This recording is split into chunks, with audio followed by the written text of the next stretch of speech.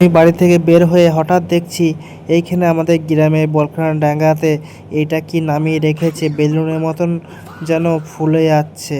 তারপরে অনেকক্ষণ দাঁড়িয়ে থাকার পরে দেখি যে এইটা নাকি একটা মিকি মাউস, যেটা মেলাতে বাচ্চা ছেলেরা উপরে চাপে। তারপরে দেখছি হ্যাঁ অনেকটা বড় হয়ে গেল, পেছন দিক থেকে হাওয়ার মেশিন লাগিয়ে দিয়েছে, দিয়ে হাওয়া ঢোকার পর দেখতে পাচ্ছ অনেকটা বড় হয়ে গেছে। আর এইখানে যে ওপরে চেপে আছে ইনারই এই মিকি মাউসটা।